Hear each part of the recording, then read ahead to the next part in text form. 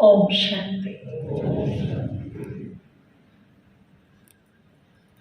बहुत लंबे समय के बाद संगठित योग भट्टी का विशेष प्रोग्राम बना और इंदौर की योग भट्टी तो बड़ी ही यूनिक और बहुत ही डिसिप्लिन वाली होती है।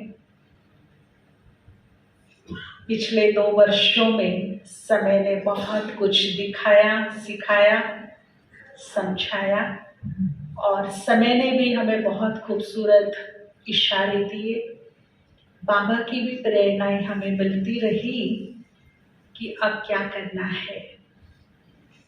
पीछे हम दिल्ली में थे तो वहाँ एक ब्रेन स्पेशलिस्ट डॉक्टर आए।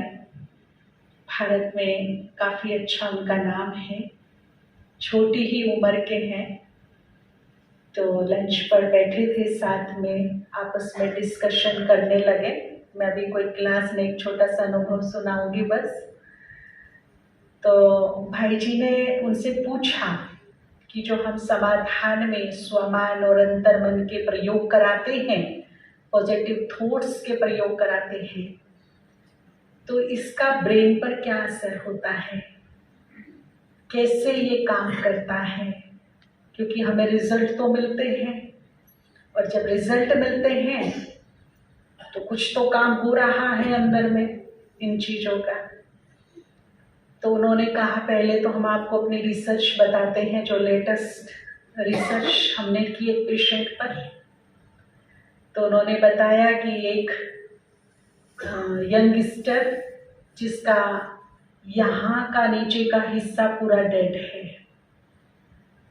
और डॉक्टर्स, मेडिकल साइंस उसको बोल चुकी है कि अब तुम कभी ठीक नहीं होंगे, बाकी की जिंदगी ऐसे ही गुजरेगी जब तक भी है बेड पर। तो सबसे पहली बात कि उसने अपने मन में एक सेट बना लिया, माइंड सेट, मैं कभी ठीक नहीं होगा। और वो मेडिकल साइंस ने उसके मन में डाल दिया, डॉक्टर्स ने डाल दिया कि तुम कभी भी 3 जगह गया, 4 जगह गया, हर थेरेपी के पास गया, लेकिन सबने हाथ खड़ा कर दिया। अब वो मान चुका, स्वीकार कर चुका, अपने ब्रेन को उसी तरह से तैयार कर चुका और उसका सबकॉन्शियस माइंड भी उसी तरह से वर्क कर रहा है कि अब तू कभी भी ठीक नहीं होगा। तो उन्होंने एक ऐसे पेशेंट पर रिसर्च की कि सबसे पहले कई दिन तक हमने उसका माइंड चेंज किया। हमने उसे कॉन्फिडेंस दिलाया कि तुम्हारे जैसे अनेक पेशेंट हमने ठीक किए हैं। उसमें साथ दे रहे थे उनका मोहित गुप्ता डॉक्टर हैं दिल्ली के, जाने पहचाने, वो उनका साथ दे रहे थे। दोनों साथ मिलकर रिसर्च कर रहे थे और बताया कि हमने ऐसे कितने पेशेंट ठीक कर दिए जो तुम्हारे से भी ज्यादा क्रिटिकल थे, वो भी ठीक हो गए, तुम भी ठीक हो जाओगे। तो उनको 2-3 दिन लगे उसका माइंड वापस पॉजिटिव करने में और उसे विश्वास बिठाने में कि मैं ठीक हो जाऊंगा, अगर वो हुए हैं तो मैं भी हो जाऊंगा। फिर उन्होंने अपनी ट्रीटमेंट शुरू की। तो वो बता रहे थे कि हम ड्रिप उनको लगाते थे और एक इंजेक्शन दिखाते थे। ये फॉरेन से हमने मंगाया है, 50 से 75 हजार इसकी कॉस्ट है और इसी इंजेक्शन से सारे पेशेंट ठीक हुए। भारत में तो ये अवेलेबल भी नहीं है, विदेश से मंगाया है। तो ऐसे 8-10 इंजेक्शन उसको ड्रिप में लगाए और उसको बार बार वो इंजेक्शन दिखाते थे कि ये ना 50 से 75 हजार का है, भारत में नहीं मिलता, बहुत रेयरली ये हमें अवेलेबल हुआ है और बहुत मुश्किल से मिलता है, हमने विदेश से मंगाया है। तो उसको देखता था, अरे इतना महंगा इंजेक्शन मेरे को लग रहा है। 8-10 ड्रिप लगने के बाद, इंजेक्शन लगने के बाद उसे कुछ फिजियोथेरेपी की ट्रीटमेंट वगैरह दी गई और फिर वो वीडियो बना करके लाए थे जो दिखा रहे थे कि वो 1 महीने के अंदर अपने पांव से चलकर अपने घर गया। सारा खेल यहाँ का है। और कोरोना काल में हमने देख ली थी ये बात, अभी तक सर्वे आ रहे हैं, जो डर गया वो मर गया। जिसका विल पावर स्ट्रॉन्ग था वो बच गया। तो इस भट्टी में विशेष जोर यही दिया जाएगा कि हम कैसे मानसिक रूप से अपने आप को तैयार करें, समय कैसा भी हो उसको हम कैसे फेस करें। आने वाला समय बहुत अच्छा नहीं होगा, वो हमें बाबा ने पहले ही बता दिया है। आप सभी जानते हैं कि रूस और यूक्रेन ने तीसरे विश्व युद्ध का बीज डाल दिया है। अब ये कब फलीभूत हो जाए, कब अंकुरित हो जाए, चांसेस चारों तरफ से पूरे बन रहे हैं। ज्योतिष आचार्यों की भी भविष्यवाणी बिल्कुल ठीक नहीं है। साइंटिस्ट भी हाथ खड़े कर चुके हैं, हालात ऐसे बन गए हैं। और कोरोना ने हमें दिखा दिया, ना धन कुछ कर पाया, ना पद पोजीशन कुछ कर पाया, ना सत्ताएं सरकार कुछ कर पाई, ना मेडिकल कुछ कर पाया। तो कैसे इलाज चल रहा था, लग गया तो ठीक, नहीं लग गया तो जय श्री राम, यही चल रहा था ना, तुक्का चल रहा था। और यही हुआ कि इतने हाई डोजेस दिए गए, किसी का ब्रेन और किसी का हार्ट जवाब दे गया, क्योंकि कोई मेडिसिन थी ही नहीं, एकदम न्यू बीमारी थी, इसका कोई इलाज ही नहीं था। ये दे के देख लो, ये ट्राई कर लो, वो कर लो, हो गया तो बहुत अच्छी बात, किस्मत अच्छी है, दुआएं हैं, नहीं हुआ तो भगवान के प्यारे बन जाओ, कोई बात नहीं। तो आने वाले समय में हमें जो सबसे ज्यादा जरूरत होगी, मेडिकल साइंस का, केवल शिवानी बहन भी बता रही थी अपने लेक्चर में अभी कि 40% काम होता है, 60% काम जो करता है वो हमारा ये काम करता है।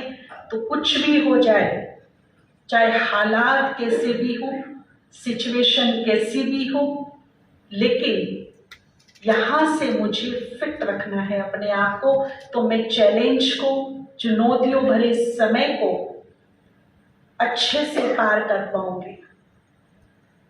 और जो बाबा हमसे चाहते हैं वो हम सेवा कर पाएंगे। हीरो एक्टर बनकर, रूहानी कमांडो बन करके अनेकों के काम आ पाएंगे।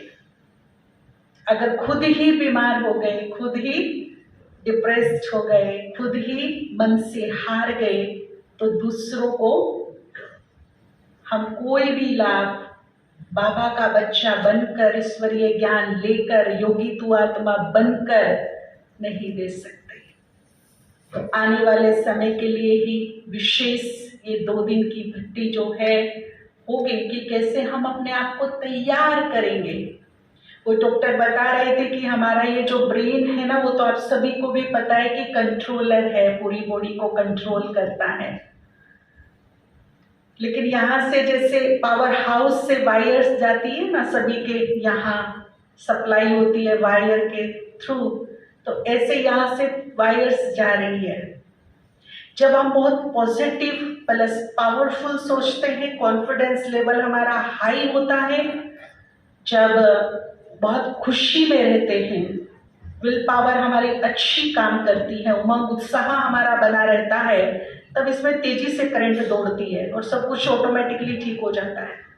थोड़ा सा भी हताश, निराश, उदास, टेंशन, डिप्रेशन में आए, खुशी गायब हुई, तो यहाँ से जो करंट बहुत तेजी से दौड़ रही है वो धीमी गति ले लेती है अपनी। और कभी कभी इतना स्ट्रेस हम ले लेते हैं, केवल टेंशन या डिप्रेशन से स्ट्रेस नहीं आता है। मैं आपको बताऊं, पॉजिटिव स्ट्रेस भी होता है। किसी की बहुत शुभ इच्छा है लेकिन उसमें बाधा आ रही है, वो पूरा नहीं हो रहा, तो हम उसका भी स्ट्रेस ले लेते हैं। कोई काम है जो मुझे करना है, जो दूसरों की भलाई के लिए, लेकिन मुझे विघ्न पड़ रही है, उसमें सफलता नहीं मिल रही है, कोई ना कोई चुनौती खड़ी हो जाती, हम उसका भी स्ट्रेस ले लेते हैं। बहुत ज्यादा काम का प्रेशर है मेरे ऊपर, बहुत ज्यादा काम का प्रेशर है, जिम्मेदारियां बहुत सारी हैं, उसका मैंने प्रेशर ले लिया अपने माइंड पर, तो ये भी स्ट्रेस बन जाता है और फिर शॉर्ट सर्किट होता है यहाँ पर। और जब शॉर्ट सर्किट होता है तो किसी ना किसी ऑर्गेन्स को लेके बैठ जाता है, कोई ना कोई ऑर्गेन्स फेल, जो उससे कनेक्टेड है, वो वायर में शॉर्ट सर्किट हुआ, उससे कनेक्टेड ऑर्गन्स खत्म।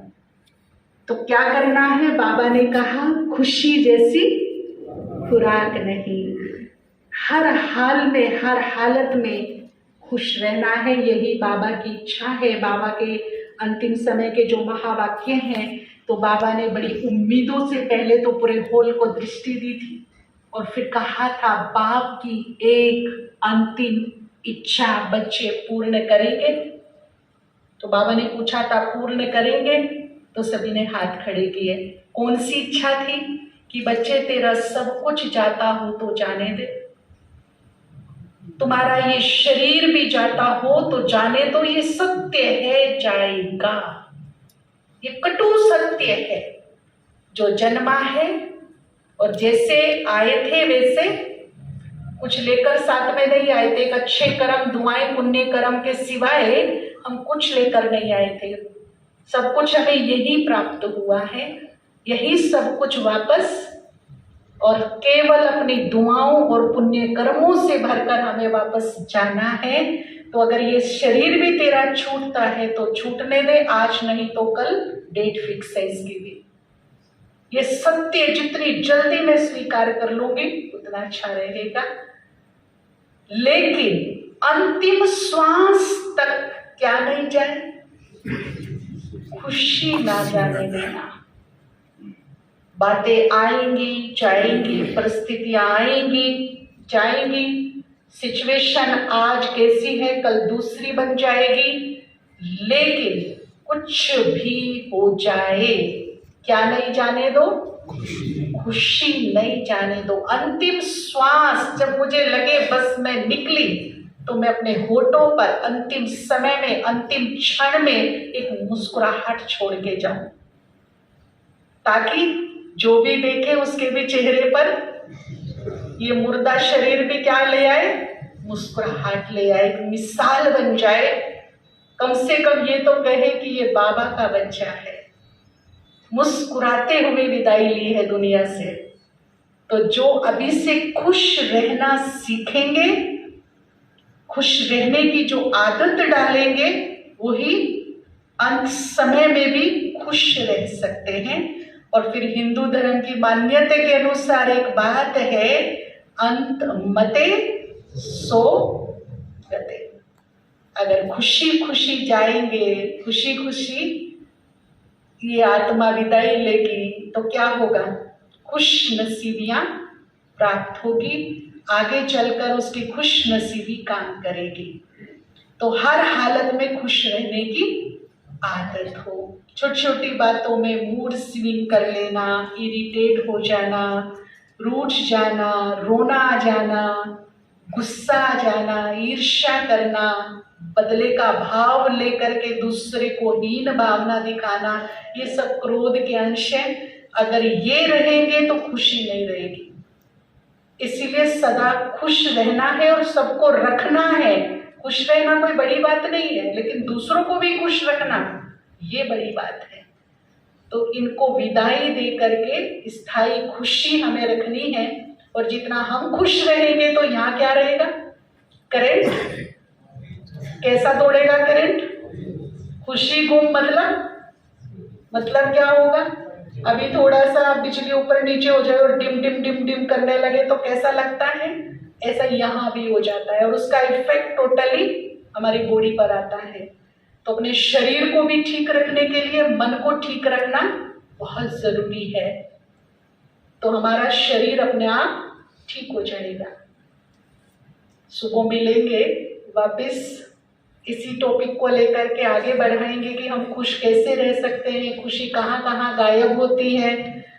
ठीक है, तो सुबह फिर से हमारी मुलाकात होगी। आप सभी सुखी रहिए, खुश रहिए, यही हमारी दुआएं हैं। ओम शांति।